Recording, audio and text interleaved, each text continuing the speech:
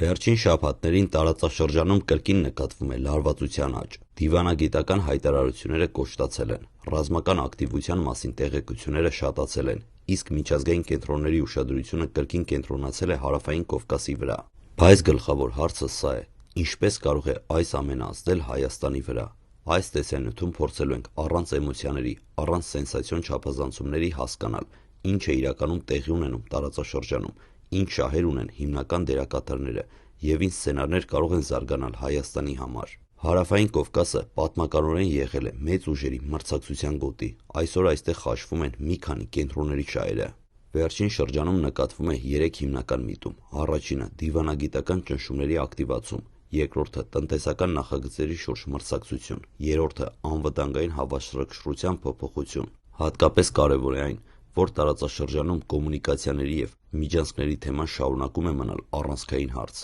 Հայաստանը գտնվում է աշխարհագրական և քաղաքական բարդ դիրքում՝ մի կողմից անվտանգության ավանդական գործընկերներ, մյուս կողմից նոր ձևավորվող հարաբերություններ արևմտյան ուղղությամբ։ Հայաստանի համար գլխավոր ռիսկերը կարող են լինել տնտեսական կախվածության աճ, անվտանգային անկայունություն սահմանային գոտիներում, ներքին քաղաքական լարվածության ուժեղացում արտաքին գործոնների ազդեցությամբ։ Միաժամանակ կան նաև հնարավորություններ նոր տնտեսական նախագծերի ներգրավում, տրանսպորտային և լոգիստիկ դերակատարության աճ, դիվերսիֆիկացված արտաքին քաղաքականություն։ Այս տարբերակում կողմերը շարունակում են կոշտ հայտարարություններ, բայց իրավիճակը չի վերաճում բաց հակամարտության։ Այս դեպքում Հայաստանը կարող է պահպանել հարաբերական կայունություն, սակայն մշտական ճնշման պայմաններում։ Եթե տարածաշրջանային մրցակցությունը սրվի, կարող են կիրառվել տնտեսական լծակներ, դա կարող է ազդել ներդրումների հոսքի վրա, դրամի կայունության վրա, էներգետիկ շուկայի վրա։ Թեև լայնամասշտաբ բախումների հավանականությունը ներկայումս գնահատվում է ցածր, սահմանային լարվածության աճը կարող է բերել տեղային միջադեպերի, որոնք արագորեն քաղաքական հարթություն կստանան։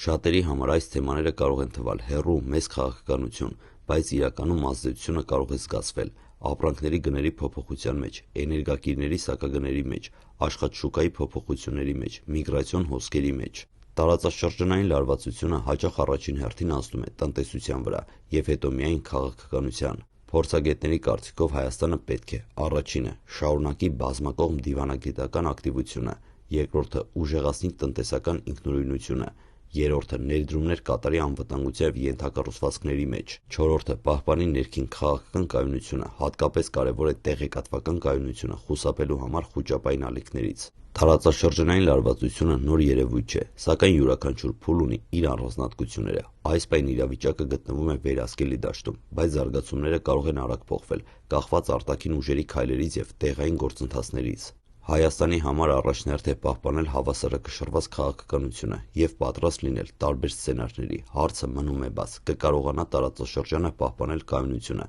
թե առաջիկա ամիսները նոր փորձություն կդառնան ամբողջ Հարավային Կովկասի համար։